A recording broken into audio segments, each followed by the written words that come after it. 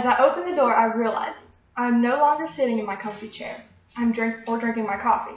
I am now wandering a deep, dark forest with strange three-eyed pixies humming around my head. What could they want? They seem to be leading me down this winding path, but I have a sense of foreboding of what's to come next. As I turn the corner, I gasp. I'm sure we have all read short synopses or seen a commercial that has left us wondering where the story will lead. It's like an addiction that makes you want to know more, whether it's a book or movie, both of which I enjoy immensely, but I prefer one over the other. The debate about which media is better has been a long one, but even though each category has its own advantages, one will always be better than the other. Books have been around for centuries, whether they were simple scrolls stored for future reference or bound together between two covers. They have many benefits and will continue to exist regardless of the technological age because they have gone digital. As a reader, I can recognize the joy that comes from getting lost in the pages of a good book, and we can fondly recall the books that inspired and changed us as children, as well as influenced us in adulthood, states Elaine Guerin and Glenda Good in their journal about the benefits of sustained silent reading in the scientific research and common sense coverage. Books have the ability to transport the reader to different worlds, times, and even dimensions, allowing a reprieve from the real world. Books are also very good to teach kids as well as adults lessons which we can apply in certain situations. Books are not just for entertainment because in debates, people have explored the mental health of books. Reading a book allows the reader to expand his or her vocabulary, focus imagination, and even writing skills, as stated by debaters on debate.org.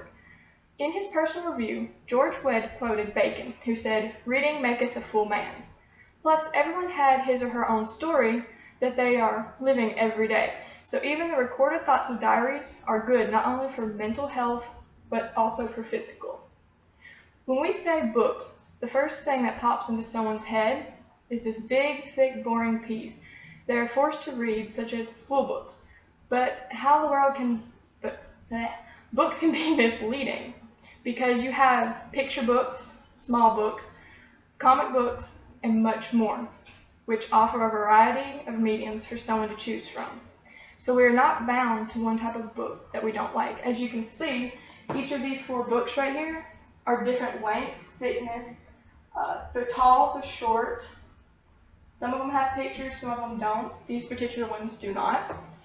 A book can be long, but no matter its length, a book offers so much depth, and it is usually the way people first experience a story. Richard Corliss states in the article, Books versus Movies.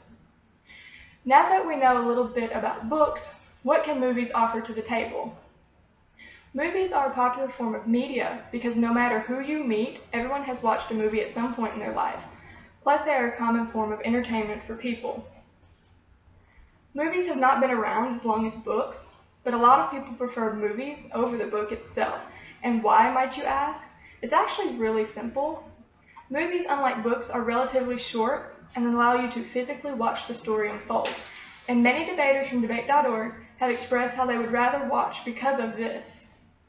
When watching a movie, you visibly see the story unfold and the interaction happening, but you do not get the experience as you would with a book, because books open up the story a lot more. They go into so much more detail, so much more depth. They also bring in factors that the movies can't display. A downfall of movies is that the fact that you don't get the whole story, because in order to make it convenient to watch in a good amount of time, there's a lot of altering.